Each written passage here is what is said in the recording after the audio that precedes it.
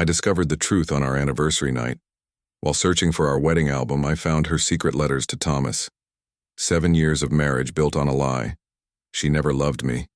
Claire had been planted by my business partner to spy on me, to steal my family's century-old company from the inside. He trusts me completely, she wrote to Thomas. He's so blinded by love that taking his family legacy will be almost too easy. They mocked me in those letters, laughed about how I believed her every word while they plotted to transfer company ownership at the board meeting next month. They even planned to sell our proprietary technology to foreign competitors after forcing me out. I closed the drawer that night and kissed her when she came home. She didn't notice anything different. She never realized I now saw every fake smile, every calculated touch. I silently collected each betrayal she made while planning my response. I wouldn't just walk away. I would make sure they lost everything they tried to steal from me.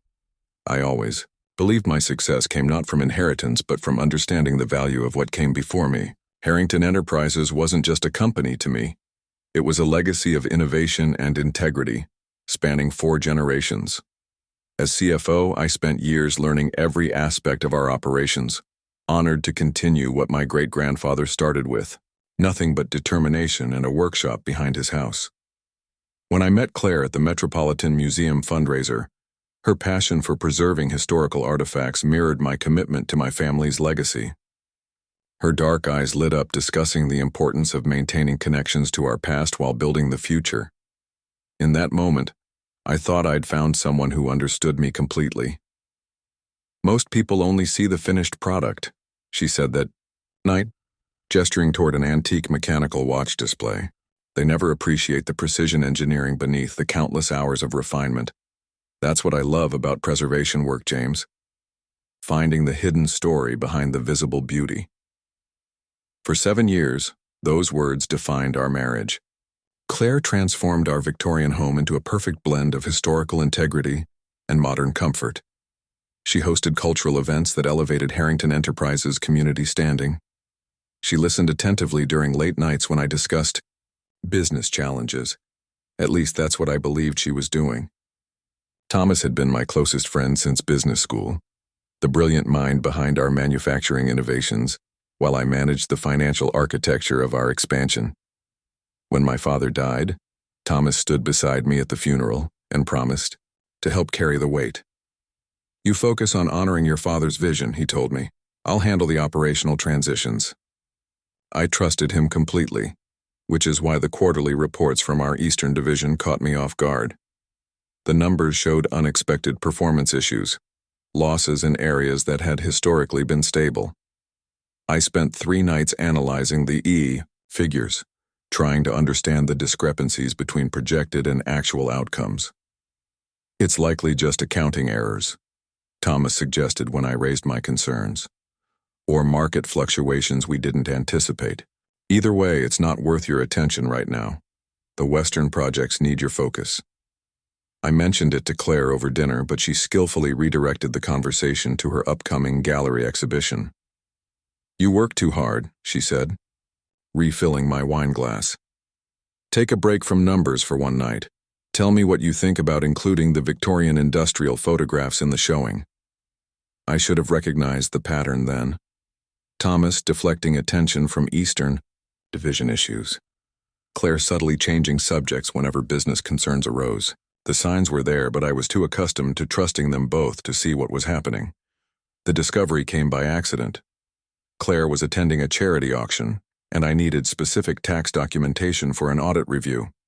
I knew she kept copies of our joint financial records in her studio, organized in the antique mahogany desk she'd restored herself.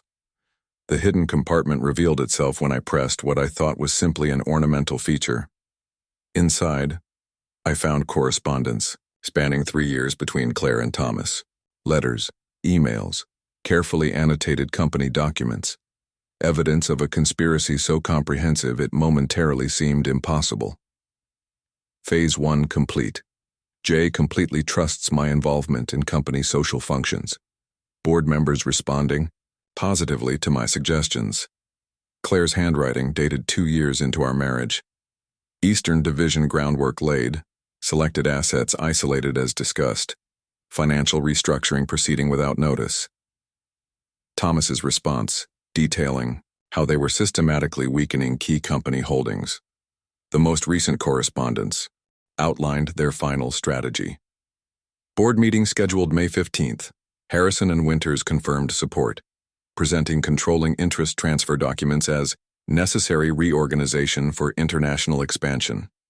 Jay will have no choice but to sign once presented with unanimous board recommendation. I read every document twice, photographed each page, then returned everything exactly as I'd found it. My hands never trembled. My breathing remained steady. The devastating emotional impact was contained behind a wall of analytical focus that surprised even me. When Claire returned home that evening, I greeted her with a kiss and asked about the auction. I helped her remove her coat, poured her preferred red wine, and listened attentively as she described the evening's events. She never noticed anything different in my demeanor. "You look tired," she said, touching my cheek with practiced concern. "Still worried about those quarterly reports?" "No, I think Thomas was right," I replied. "Nothing worth losing sleep over." That night, lying beside the woman who had spent years methodically betraying me, I made my decision. There would be no confrontation, no emotional outburst giving them warning. They had orchestrated a years-long campaign to steal everything I valued. I would respond with equal deliberation. I began the next morning, creating a secure evidence repository in a safety deposit box registered to a holding company Claire knew nothing about. I reviewed 7 years of financial records with new perspective, identifying patterns of manipulation I'd previously attributed to market conditions. Each discovery reinforced my determination. This wasn't merely a betrayal of my trust. It was a calculated attack on a century of my family's work. Over dinner that week, Claire casually mentioned Thomas had invited us to his lake house the following weekend. He said it's been too long since we all spent time together outside the office. I agreed with genuine enthusiasm, knowing the invitation provided perfect opportunity to advance my investigation. "You're right. We've all been too focused on work lately. A weekend away is exactly what we need." As I helped Claire pack for the trip, selecting the clothes she would wear while continuing to deceive me, I felt a cold clarity of purpose. In 60 days, they planned to destroy everything I had built. They would discover exactly who they were dealing with. Thomas's lake house provided me with unexpected advantages. While Claire and Thomas took a morning hike that lasted 3 suspicious hours, I used the time to clone Thomas's laptop. His password, Harvard MBA 2012, reflected his continuing obsession with the academic accomplishment he frequently reminded people of at social gatherings. The encryption on his files was more sophisticated, but nothing that specialized software couldn't overcome given time. Back at home, I established my investigation headquarters in my private study. Claire never entered without invitation, respecting what she called my need for sanctuary. The irony wasn't lost on me. For 7 years, she had invaded every aspect of my life while maintaining the illusion of respecting my boundaries. The first surveillance devices went into Claire's studio and our bedroom. Wireless, virtually undetectable, and accessible through encrypted channels on my secure server.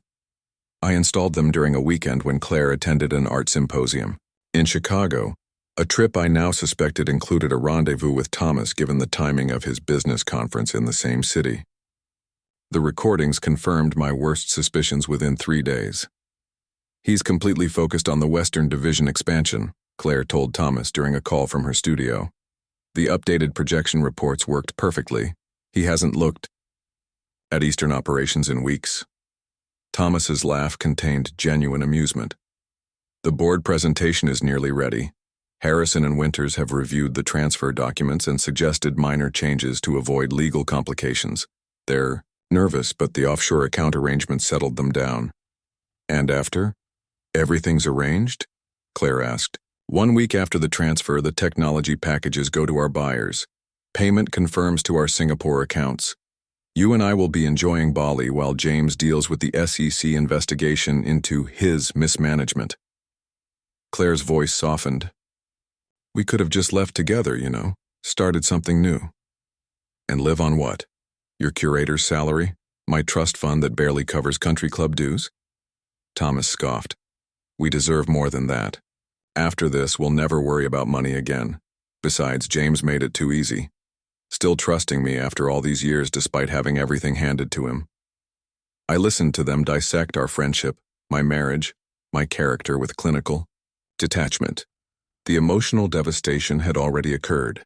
Now each recording simply provided additional evidence, another piece of the case I was building. The offshore accounts were my next focus. Thomas had established a complex network of shell companies, primarily routed through Singapore and the Cayman Islands. The amounts already transferred were substantial, but nothing compared to what would follow the technology sale. I documented every transaction, every entity, creating a comprehensive financial map of their betrayal. During this period, our anniversary fell on a Wednesday. I arranged a private dinner at Claire's favorite restaurant, presented her with diamond earrings she had subtly indicated she wanted, and listened with apparent rapt attention as she discussed future plans for our home renovation. The performance wasn't difficult. 7 years of believing I knew this woman had trained me to respond appropriately to her cues. To many more years together, she toasted, eyes convincingly warm as she held my gaze. To getting everything we deserve, I responded, clinking, my glass against hers. The deepening investigation revealed additional conspirators. Claire's assistant, Vanessa, regularly photographed documents from my home office during social events we hosted. Board members Harrison and Winters had received substantial kickbacks through consulting arrangements with Thomas's shell companies. The corruption was comprehensive, meticulously planned, and would have been undetectable to anyone not specifically looking for it. More disturbing was the discovery that the technology transfer involved proprietary manufacturing processes with potential military applications. Thomas wasn't just planning corporate theft. He was selling national security assets to questionable foreign entities. This elevated the betrayal beyond personal and financial injury to potential treason. Working methodically through financial records, I began noticing anomalies that didn't fit the conspiracy pattern. Rebecca Torres, our company's CFO, had flagged several Eastern Division transactions for secondary review. She had implemented additional verification protocols on specific accounts. These actions suggested she had sensed something wrong, but lacked sufficient evidence to raise formal concerns. Rebecca had joined the company during my father's tenure and maintained his rigorous accounting standards. She was brilliant with numbers but reserved in management meetings, particularly when Thomas was present. I began observing her more closely, noting how she sometimes lingered after financial presentations as though wanting to speak privately. Simultaneously, I became aware of Walter Bedford's interest in our operations. My father's oldest friend and a long-standing board member, Walter had initially opposed Thomas's promotion to COO, arguing for an external candidate. At the time, I had attributed his position to old-school caution. Now I wondered if he had sensed something my father might have confided in him. Security Chief Rodriguez presented another potential ally. His department had recently implemented enhanced protocols that Thomas had questioned as excessive and costly. Rodriguez had defended the measures as standard industry practice, but I now recognized the specific areas receiving enhanced security corresponded with departments Thomas had been systematically weakening. The most alarming discovery came 6 weeks before the planned board meeting. Thomas's laptop contained encrypted communications with a technology firm based in a country known for industrial espionage. The correspondence outlined transfer protocols for manufacturing processes our R&D department had spent a decade perfecting. The buyer was prepared to pay 9 figures for innovation they could never legally acquire. Further investigation revealed the true depth of Claire's deception. Among her personal files, I found identity documentation under a different name, complete with banking information for accounts Thomas knew nothing about. One-way ticket confirmations to a destination different from their supposed celebration. Location completed the picture. Claire was planning to betray Thomas just as thoroughly as they had betrayed me. That night, watching Claire prepare for bed through the lens of complete knowledge, I experienced a moment of perfect clarity. The woman removing her jewelry, applying her expensive face creams, and slipping into silk pajamas was a complete stranger. who had spent 7 years constructing an elaborate illusion. The cold, methodical nature of her deception matched my own developing response. In that symmetry, I found a certain satisfaction. "Everything all right?" she asked, noticing my gaze. "Perfect," I replied. "I was just thinking how fortunate I am." She smiled, clearly interpreting my comment as continued naivety. "I feel the same way. Every day." The countdown to the board meeting stood at 45 days. My strategy was taking shape, but I needed allies to execute it properly. The time had come to carefully reveal what I had discovered to those who could help ensure Claire and Thomas experienced the complete consequences of their actions. I approached Rebecca first, requesting a confidential meeting off company premises. We met at a small coffee shop downtown, where employees rarely ventured. I brought a single file containing evidence of financial irregularities in the Eastern Division, carefully selected to confirm suspicions I believed she already had, without revealing my full knowledge. "I've noticed discrepancies that concern me," I said, sliding the folder across the table. "Before I take this further, I wanted your professional assessment." Rebecca reviewed the documents with methodical attention, her expression remaining neutral except for a slight tightening around her eyes. When she looked up, I saw recognition and relief. "I've been tracking similar patterns for months," she admitted. "The timing of fund reallocations, unusual expense approvals, documentation inconsistencies. I compiled reports but had insufficient evidence to justify formal action, especially against executives of Thomas's standing." "How widespread do you believe the issue is?" I asked, testing her awareness. "Based on transaction patterns, at least 2 board members are involved, and there's someone with high-level access to internal communications." She hesitated before adding, "I've implemented additional verification protocols on sensitive accounts, but if my suspicions are correct, we're facing a coordinated effort to compromise company assets." I nodded, satisfied with her assessment. "What would you say if I told you I have concrete evidence of exactly such a conspiracy, including identities of all involved parties?" Her response was immediate and direct. "I would ask what you need from me to stop them." With Rebecca secured as an ally, I approached Walter Bedford with a different strategy. I invited him to my home under the pretext of reviewing my father's collection of company historical documents, which I knew would appeal to his sense of tradition. "My father valued your counsel above all others," I said as we examined photographs from the company's early days. "He mentioned once that you had reservations about certain executive appointments." Walter studied me carefully before responding. "Your father had concerns about Thomas before his death. Nothing concrete, just instinct built from decades of experience. He planned to monitor the situation, but his illness progressed too quickly." "And you've continued that monitoring," I suggested. "As much as my position allows. The board has limited visibility into daily operations unless specifically informed. But yes, I've maintained relationships with several long-term department heads who share observations they find concerning." I decided to be direct. "Thomas and several co-conspirators are planning to force a transfer of controlling interest at next month's board meeting.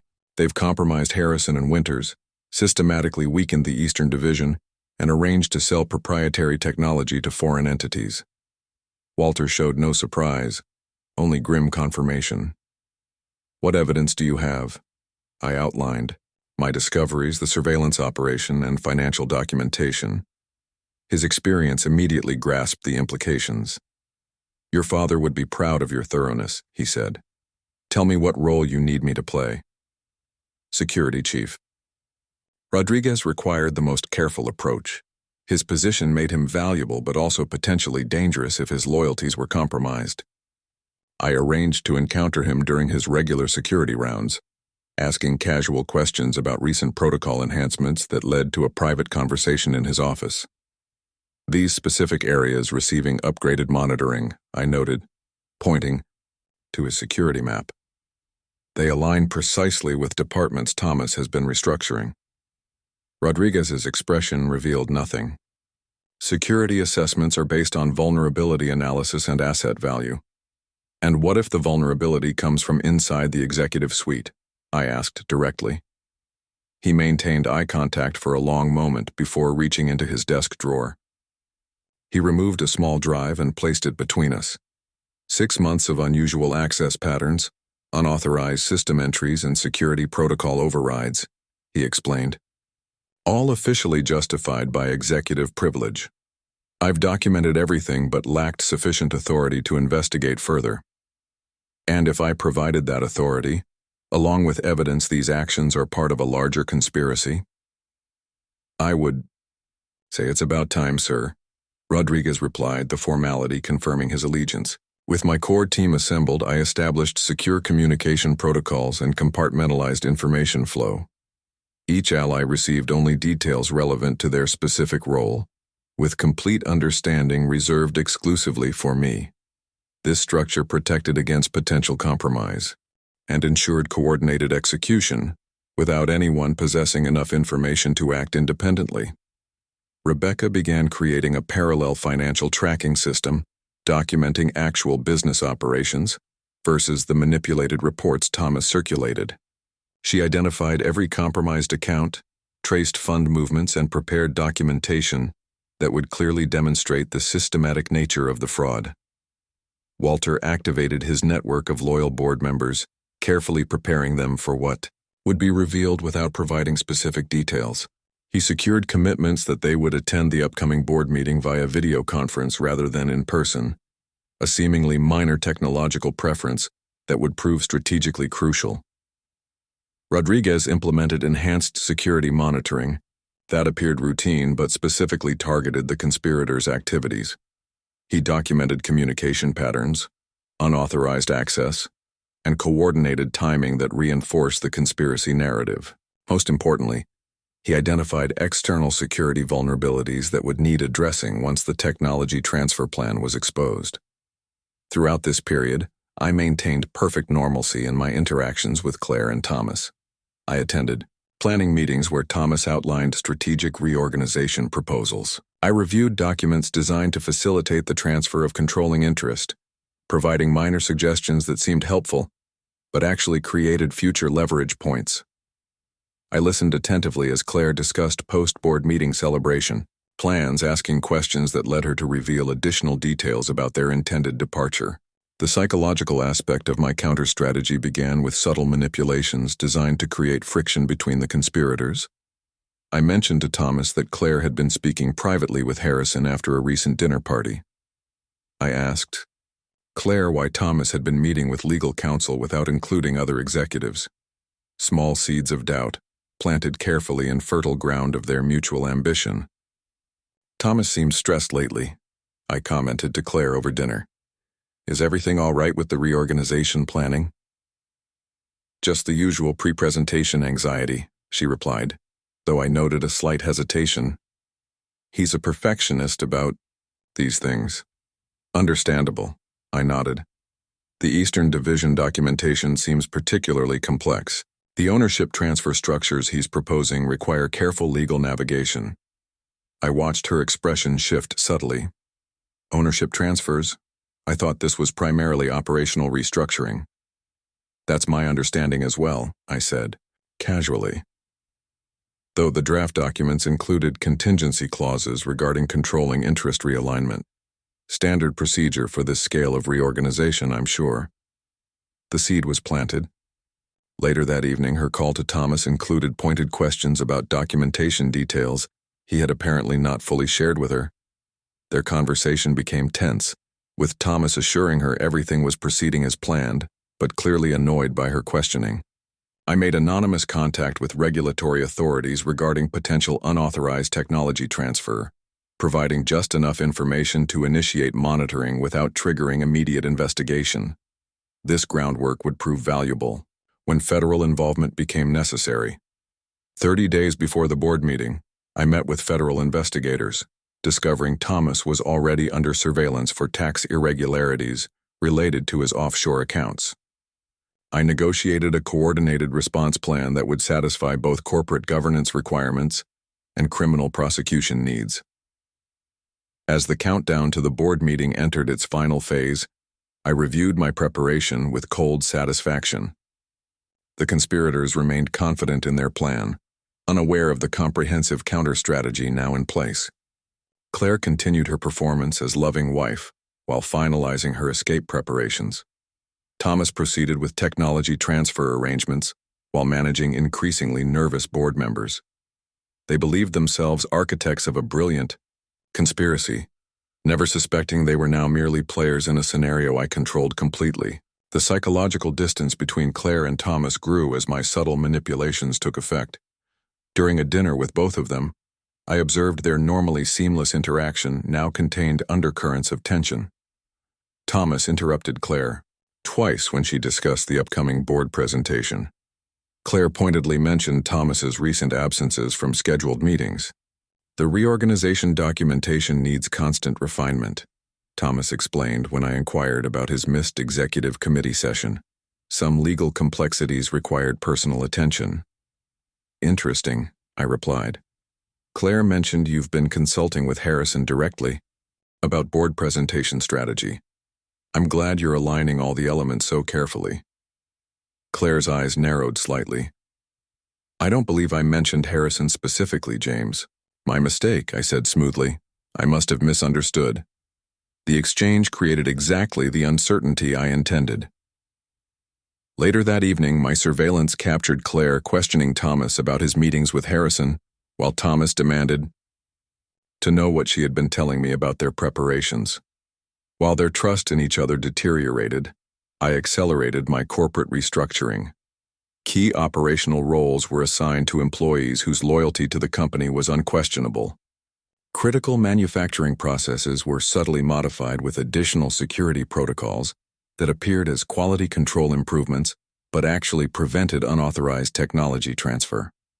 We should consider implementing these updated verification sequences across all divisions, I suggested during an executive meeting, presenting it as efficiency enhancement, starting with Western operations, then expanding to Eastern once the reorganization is complete. Thomas resisted initially, but found himself outvoted when Rebecca provided financial justification, and Rodriguez emphasized security benefits. The measure effectively created additional barriers to their planned technology transfer without revealing my awareness of their scheme. With 20 days remaining before the board meeting, my counter-strategy shifted to isolating the conspirators from potential allies.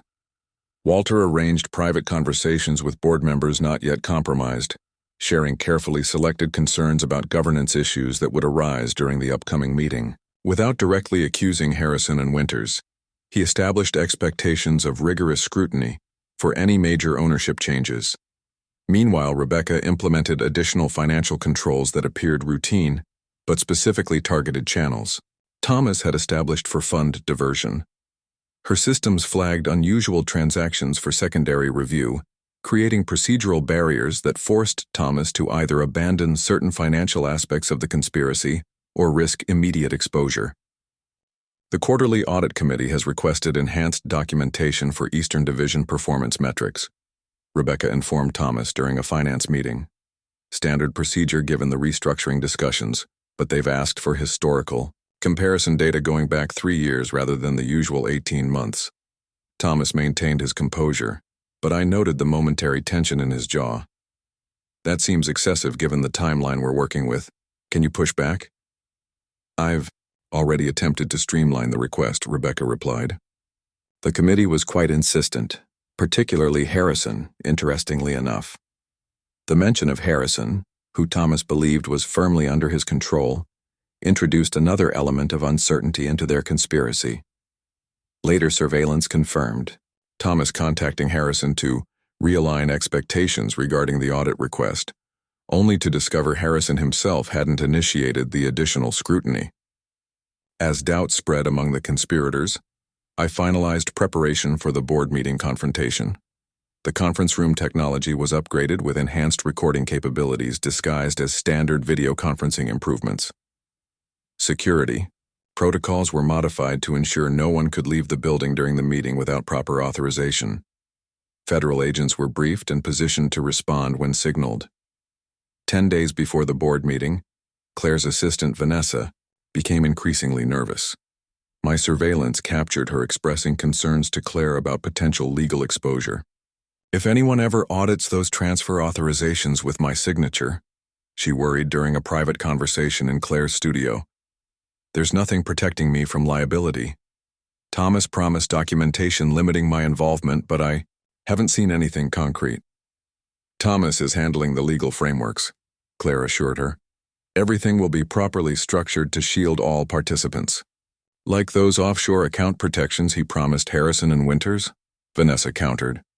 Harrison mentioned yesterday that the regulatory documentation seems incomplete. This conversation confirmed my suspicion that the conspiracy was beginning to fracture under pressure. I decided to accelerate this process through one final psychological maneuver. During dinner with Claire, I mentioned casually, I had an interesting conversation with Thomas about contingency planning for the reorganization. He seems very focused on ensuring everyone's interests are protected if unexpected complications arise. Did he discuss specific contingencies? Claire asked, attempting to sound merely curious. Mostly procedural safeguards, I replied. Though he did mention separate exit strategies might be necessary depending on how the board responds. I got the impression he's prepared various scenarios. Claire's expression remained neutral, but her hand tightened slightly around her wine glass. That sounds like Thomas. Always thinking 3 steps ahead.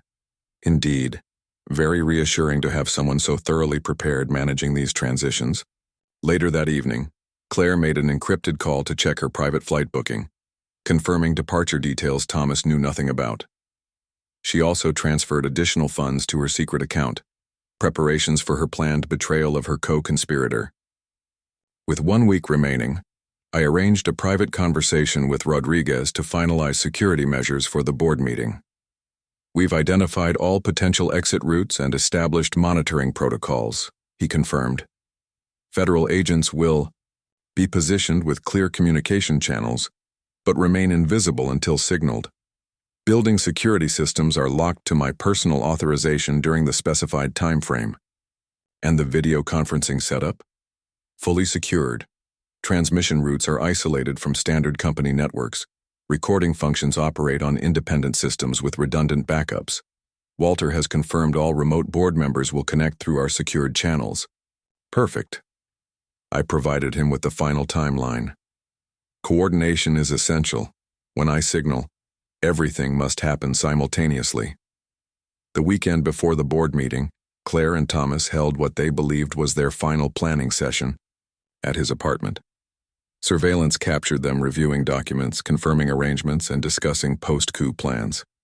The friction I had cultivated between them remained evident in their interaction, but their shared ambition temporarily overshadowed their mutual suspicion. After the board meeting, we maintained normal operations for exactly 7 days. Thomas instructed. The technology transfer executes according to the established schedule. Payment confirmation triggers our departure. Clean, efficient, untraceable.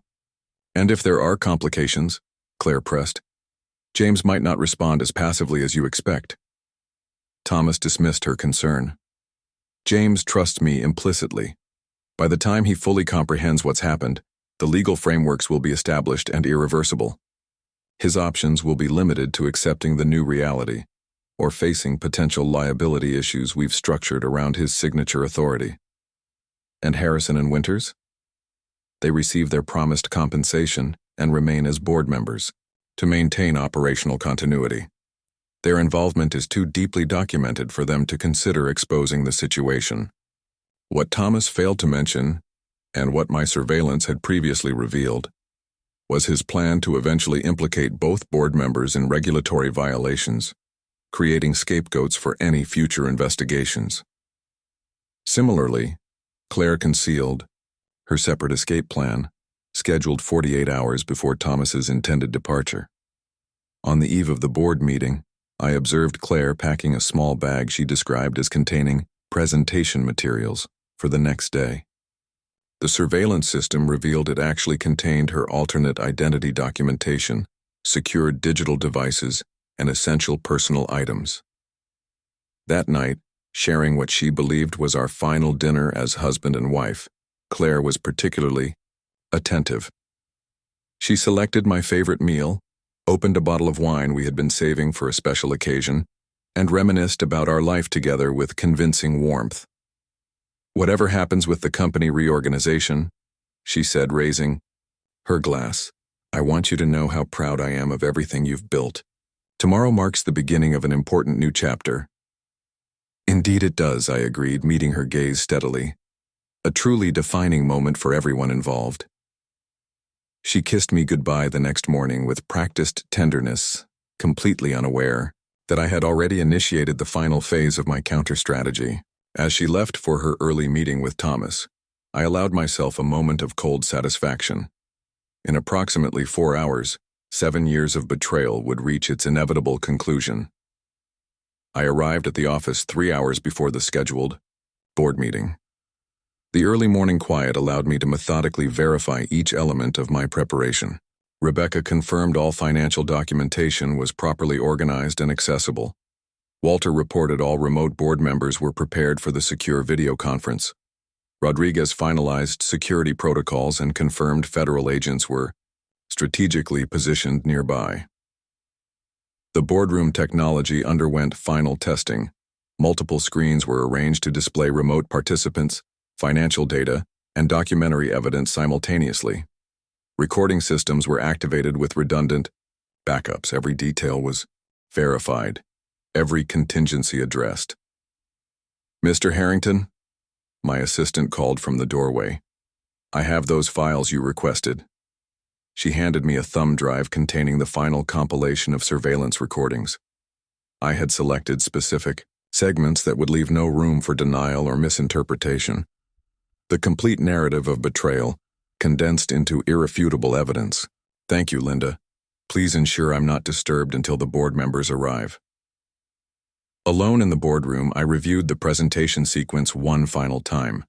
The structure was deliberately designed to prevent interruption or deflection. Each revelation would build upon the previous, creating a comprehensive picture of conspiracy that even the most reluctant observer would be forced to acknowledge. At precisely 9:30, Rodriguez confirmed Claire and Thomas had arrived together. Security cameras showed them entering the building, Thomas carrying the presentation materials, Claire beside him with practiced professional composure. They stopped at the executive lounge for coffee, engaged in last-minute conversation with controlled excitement evident in their body language. At 9:45, Harrison and Winters arrived separately but within minutes of each other. Security. Footage showed them exchanging brief acknowledgments in the elevator, their expressions revealing tension despite attempts at normal interaction. At 9:50, Rodriguez notified me that all conspirators were approaching the boardroom. I stood at the conference table centered at the head position, deliberately alone in the otherwise empty room. The door opened at 9:52. Thomas entered first, momentarily freezing when he registered the empty room. Claire followed closely, her professional smile faltering as she processed the absence of other board members. "James," Thomas recovered. Quickly, "We seem to be early. Where is everyone?" "They're here," I replied calmly, gesturing to the screens where 10 faces looked back at us. The board decided a virtual format would be more appropriate for today's discussion. Harrison and Winters entered, visibly confused by the unexpected arrangement. They took their usual seats, exchanging uncertain glances with Thomas. "I don't recall approving a change to virtual format," Thomas said, attempting to reassert control. "Given the importance of today's agenda, personal attendance would seem preferable." "The format was changed at my request." Walter's voice came clearly, through the speakers, "for reasons that will become apparent shortly." Thomas maintained his composure but positioned himself strategically near the door. Claire moved to her usual seat beside mine, placing her hand on my arm with practiced affection. "James, is everything all right? You seem tense." I met her gaze directly. "I'm perfectly fine, Claire. In fact, I don't believe I've ever had more clarity than I do right now." I pressed a button on the conference remote, and the screens shifted to display the meeting agenda. Rather than Thomas's planned reorganization proposal, the single item read, "Evidence of corporate conspiracy and fraud." "There seems to be some mistake," Thomas interjected quickly. The agenda we prepared was a fiction, I interrupted. Much like your loyalty, Thomas. Much like your love, Claire. The room fell silent. I could see the rapid calculations behind their eyes, the desperate attempt to assess how much I knew and how they might still salvage their plan. I don't understand what you're implying, Claire said, her voice perfectly modulated to convey confusion and concern. Then allow me to be explicit. I activated the presentation sequence. For the past 3 years, Thomas Blackwood and Claire Montgomery Harrington have orchestrated a systematic conspiracy to undermine Harrington Enterprises' operations, compromise its financial stability, and ultimately transfer controlling interest through fraudulent means. The screens displayed the first piece of evidence. Claire's initial correspondence with Thomas dated 2 months before our marriage, outlining the strategy to gain my trust and access to company operations. This is absurd, Claire protested, but her eyes betrayed recognition of her own handwriting. Harrison and Winters, I continued, were recruited approximately 18 months ago through financial inducements routed through offshore accounts established by Thomas.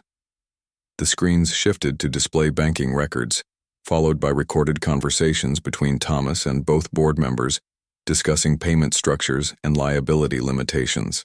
These documents are clearly fabricated, Thomas attempted, but his voice lacked conviction. The conspiracy expanded to include technology transfer to foreign entities, I continued relentlessly. Proprietary manufacturing processes valued at approximately $900 million, with national security implications that have triggered federal interest. The evidence continued to build. Financial manipulations documented by Rebecca, security breaches cataloged by Rodriguez, board manipulation strategies outlined in Thomas's own emails. Each revelation narrowed their options for denial or escape. Perhaps most interesting, I said, turning to face Claire directly, is the additional layer of betrayal within the conspiracy itself. I displayed the documentation of Claire's separate escape plan, complete with alternate identity and banking arrangements Thomas knew nothing about. His expression shifted from desperate calculation to genuine shock as he realized his partner had planned to abandon him. "Claire?" he demanded. "What is this?"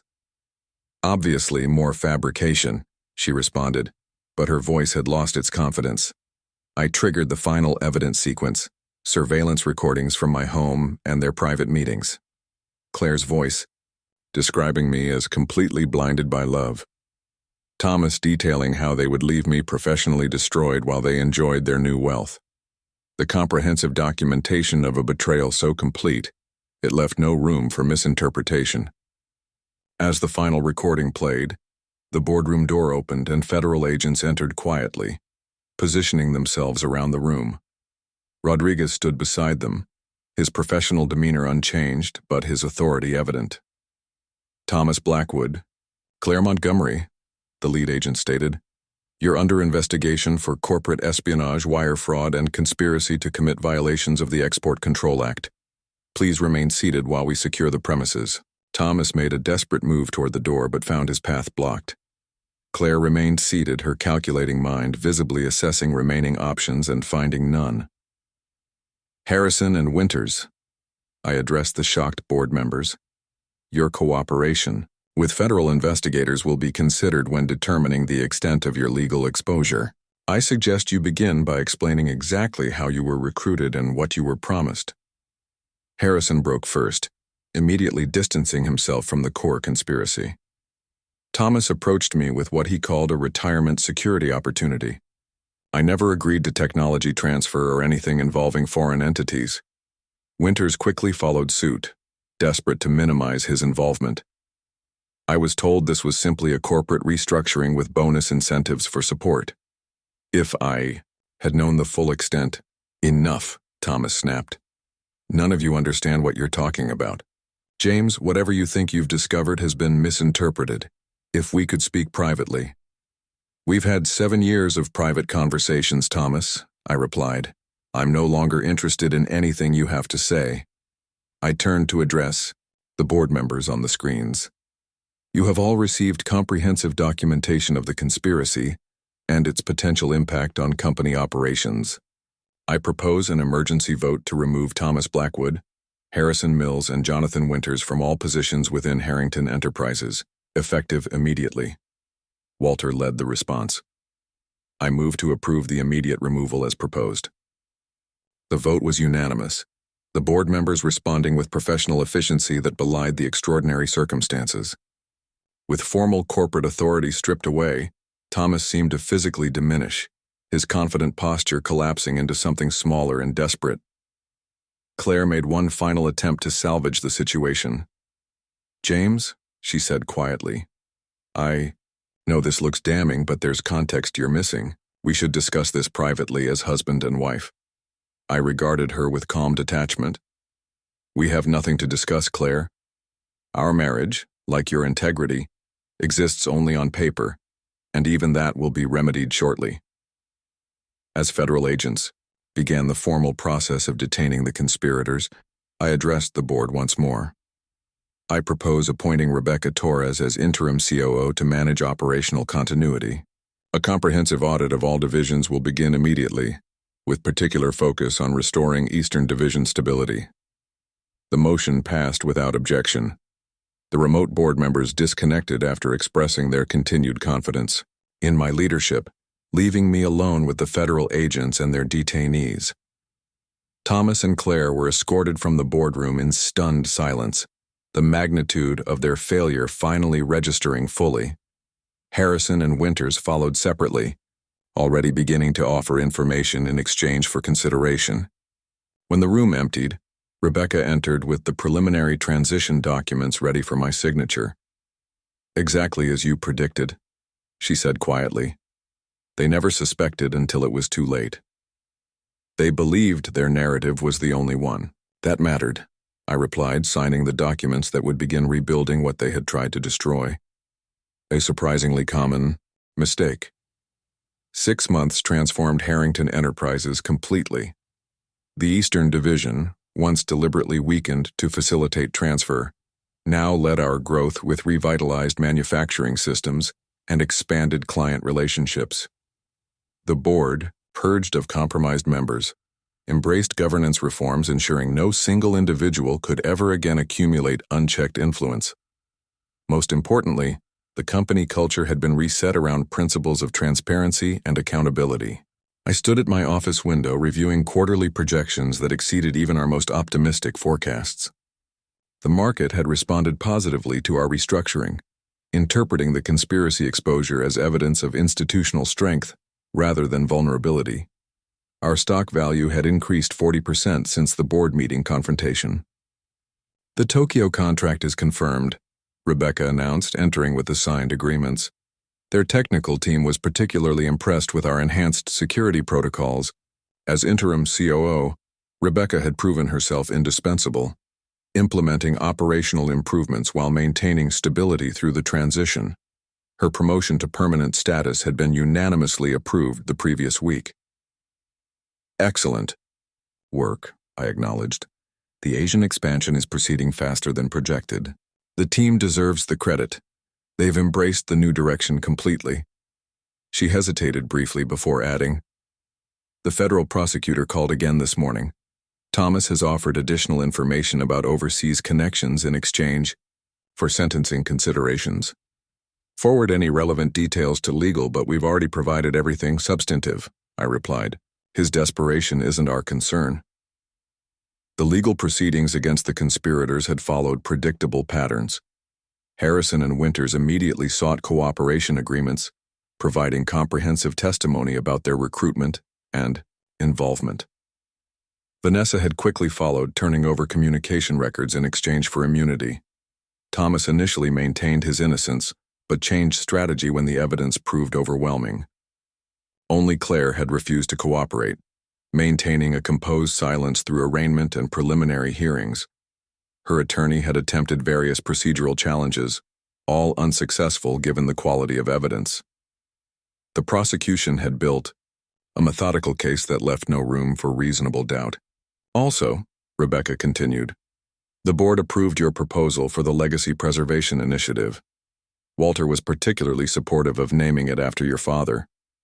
The Robert Harrington Innovation Archive would preserve our company's historical achievements while funding education programs in engineering and business ethics. It represented everything my father had valued, creating something lasting from the wreckage of betrayal. Schedule the announcement for next month's community dinner, I instructed. We'll incorporate it into the centennial celebration planning. After Rebecca departed, I turned back to the window view. The city skyline included several buildings housing operations connected to our company. Thousands of employees, their families, clients, and community members all interconnected with the enterprise my great-grandfather had started with determination and workshop tools. The weight of that legacy had always motivated me, but now I understood its true value in a way only betrayal could teach. My phone notification interrupted this reflection. Claire's sentencing was scheduled for tomorrow morning. The prosecutor expected substantial prison time given the financial scale of the fraud and her refusal to cooperate. Thomas had already received 18 years through his plea arrangement, with Harrison and Winters serving reduced sentences of 3 and 5 years respectively. I had not attended any of the court proceedings, providing testimony through deposition only. The comprehensive evidence made my personal appearance unnecessary, and I had no interest in theatrical confrontation. My focus remained entirely on rebuilding what they had attempted to destroy. The notification prompted an unexpected decision. Before the final chapter closed completely, there was one conversation I needed to have. I contacted my attorney to arrange a meeting with Claire. Before her sentencing, the detention facility maintained a sterile, impersonal environment for pretrial detainees. I was escorted to a private consultation room typically reserved for attorney visits. The guard indicated I would have 30 minutes, then stationed himself outside the door. Claire entered in standard detention attire, her normally perfect appearance reduced to institutional simplicity. Without makeup or carefully selected clothing, she looked fundamentally different, though her posture retained its practiced dignity. She took the seat across from me without speaking, her expression carefully neutral. For several moments we simply regarded each other, two people who had shared 7 years of life while existing in completely different realities. "Your attorney requested this meeting," she finally said. "I assume there's some final business matter requiring my signature." "No, there's nothing you have that I need," I replied. "I simply wanted to understand one thing before your sentencing tomorrow." She raised an eyebrow slightly, waiting. "You could have simply divorced me," I said. "Taken a settlement, moved on with your life with Thomas if that's what you wanted. Instead, you orchestrated 7 years of deception aimed at destroying everything my family built. Why?" Claire studied me for a long moment before answering. "You really don't understand, do you? Even after everything, you still don't see it." "Explain it to me." "Your family legacy," she said, pronouncing the words with subtle contempt. 4 generations of prosperity built on connections and advantages others never receive. Do you know what Thomas and I had in common? We both worked twice as hard as you ever did, only to watch people like you inherit position and respect we couldn't access.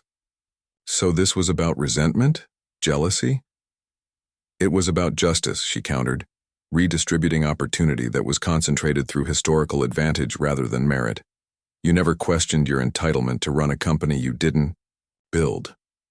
I questioned it every day, I corrected her. I spent years learning every aspect of operations, understanding the responsibilities I carried. You saw only the results, never the work or the weight of obligation. Convenient perspective for someone born at the finish line. And that justified betrayal? Fraud? Potential treason through technology transfer? Claire's composure slipped, momentarily. The technology transfer was Thomas's addition. My interest was financial redistribution, not national security compromise. Yet you participated fully, helped plan every aspect, and were preparing to abandon Thomas just as thoroughly as you betrayed me. She didn't deny it. Self-preservation. Thomas was becoming unstable, taking unnecessary risks. I studied her with detached curiosity. Even now, facing substantial prison time, she remained calculating, positioning herself as merely adjacent to the worst aspects of the conspiracy. You know what's truly ironic? I said. If you had approached me honestly about expanding opportunity within the company, I would have supported you. My grandfather established one of the first minority engineering scholarship programs in the industry. My father created profit-sharing structures that benefited every employee. The legacy you resented includes a long history of exactly the values you claim to represent. Claire's expression revealed nothing, but her silence acknowledged the fundamental miscalculation at the heart of her actions.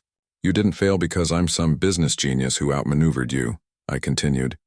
You failed because you built your entire strategy on a false narrative about who I am and what my family represents. You never actually knew me at all. And yet you never suspected for 7 years, she countered. What does that say about your judgment? That I believed in trust and commitment, concepts apparently foreign to you. My mistake wasn't poor judgment, but extending good faith to someone incapable of reciprocating it. Our time was nearing its end. Whatever closure I had sought remained elusive, the gulf between our perspectives too fundamental to bridge. Was any of it real? I asked, the only personal question I would allow myself. Any moment in 7 years? Claire considered the question with apparent seriousness. There were times I almost forgot why I was there. You can be quite charming in your earnestness, but no, James. The foundational reality was always the plan. The guard indicated our time was complete. I stood to leave, regarding her one final time. You didn't just want my heart, I said quietly. You wanted everything I built, everything my family created. You deserved to lose everything, just as you planned for me. I walked away without waiting for her response, leaving the facility with surprising lightness. The conversation had provided no revelations, no dramatic insights, only confirmation that the judgment I had made that first night of discovery had been entirely correct. Back at my office, I found the family portrait taken before I met Claire. My parents, grandparents, and great-grandparents connected through time by shared purpose and values. I placed it prominently on my desk, a reminder of the legacy I had defended and would continue to build upon. Rebecca arrived with updates on the international expansion and board election recommendations. The company was thriving, its future secure despite the conspiracy that had nearly destroyed it. Claire's sentencing is tomorrow, she mentioned, carefully. Will you be attending? No, I replied, turning toward the windows overlooking the city. That chapter is already closed. I didn't need to witness Claire's final fall. Justice would proceed without my observation. My focus remained entirely forward, toward building something lasting from the hard lessons of betrayal. The woman who had spent 7 years trying to destroy me had instead made me the architect of a stronger legacy than would have existed without her treachery. That knowledge was satisfaction enough.